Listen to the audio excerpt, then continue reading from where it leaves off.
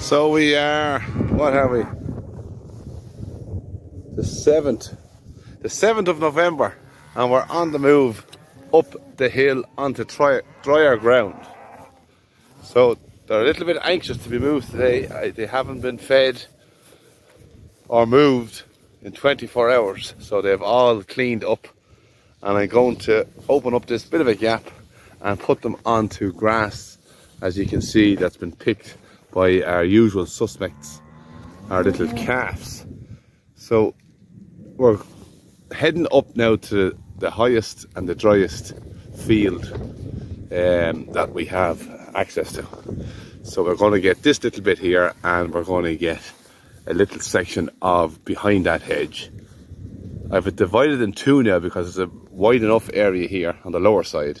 So I've divided it in two, and there's only a little kind of a lane at the back of that hedge just to give them access to it. And what I'll do in a couple of days time or 3 days time is go at the far side and work my way up to the top corner and down, and we have more ground in behind that hedge as well. So that is the plan for the next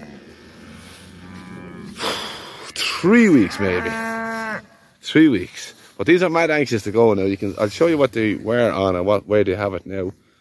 But I'm going to press pause here now and let them in. So they're coming through the gap now. They're definitely a bit annoyed with me, but I'm just standing on this side here so I can judge, had they enough to eat? And they look round and full all the time. So their annoyance is is ill-warranted. Excellent. So they have nice fresh picking for the next few days, and I can continue to feed them their silage as we go on up. Now the one calf that likes to go through fences tends to be the idiot that won't find the gap. But she will. Right, there we go. I think that's them all in. So we've been having rain at night time.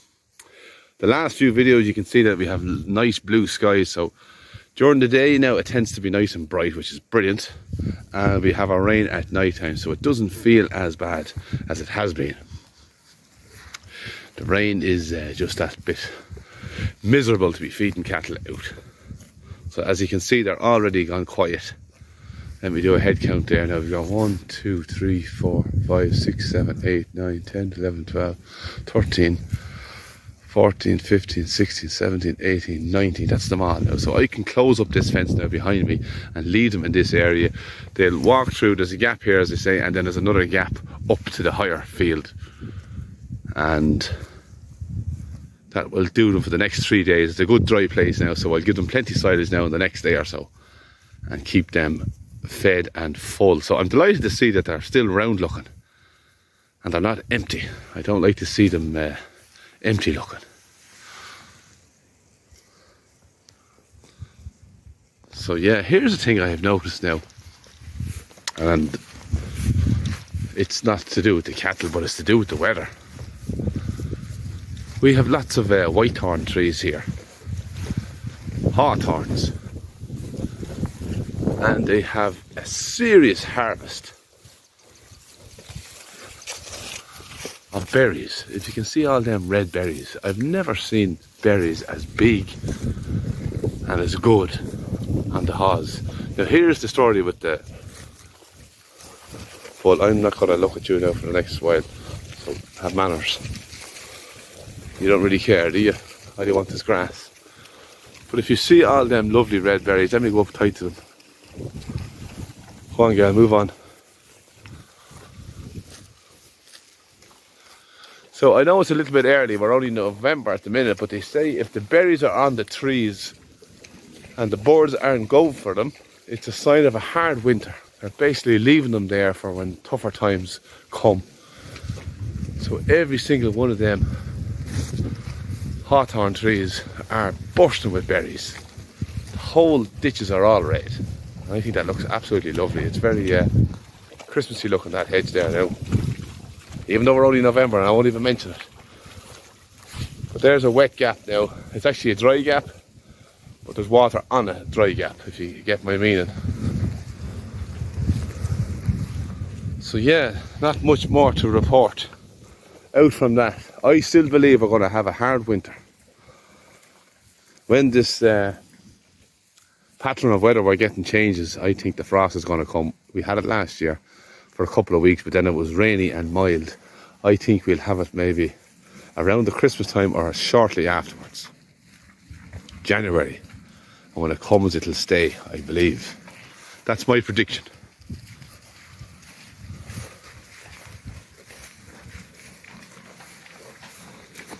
That's my prediction. So we will put this to a little video tomorrow. So we're still the 7th of November. I'm just walking down the lower side here. I'm going to pick up my fence, the old back fence. So the front fence will now be the back fence on the move that they're on now. And you can see where they have been for the last few nights. I fed them 2 nights here with silage down on top of them rushes. And they have done no damage whatsoever. In fact, they have cleaned this place up lovely. And even that hedge, they had access to that hedge. Now that hedge has a drain this side of it. Now it's a bit muddy looking, but they're after cleaning that place off lovely. They've been in there now browsing on the ivy. So you can see there's running water in there, but it's not a pure swamp. So they made a great job of that hedge. You don't want your hedges to get too overgrown either. So periodic cattle going through them keeps them kind of tidied.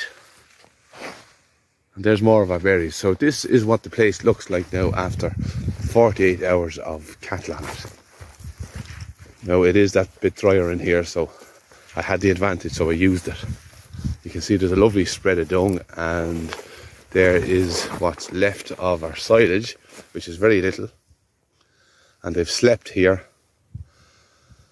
And they have dunged here and urinated here. And now this will be closed off and rested for the next 3 months at least, I would think.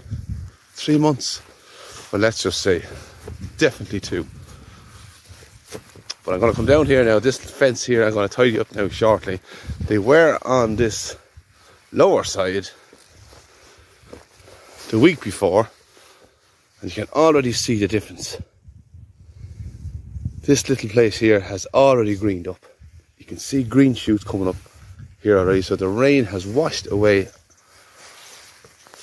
the smells already of the cattle having been in here, and now it's already starting to recover. So I am very pleased with that. Very pleased. So we still have growth here on the 7th of November in Ireland. It's super mild. When the cold weather comes, that will stop. But for now, soil temperatures are warm enough to get that little bit of growth. And I haven't completely exhausted the energy in the soil. So they're sending up little shoots. I am on the take-all system still. But when you see the likes of that greening up, I believe that I'm doing okay. Definitely. Stockpile grass doesn't last that well here in Ireland. It gets kind of mouldy after the cattle come through, and if you only take the tips in wintertime, it gets a bit rank after that, and the cattle don't like it, or you lose it rots away. So I'm on the take-all system, and I think it's what I'm going to stay on for the rest of this year anyhow.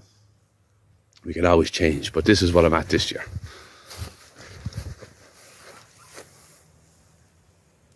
So yeah, we'll give this rest. So I'm literally just leaving now, and I was just thinking to myself whereabouts I was, roughly speaking, on how we're feeding.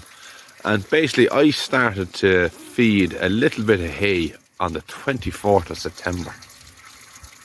Now that was giving them 90% grass, and the little bit of hay was just, because of the heavy rains and the wishy-washy grass, I was just giving them a couple of bales, a couple of square bales, just to balance out their stomachs. But that was the 24th of September, so that's the 24th of September, October, and we're into November now.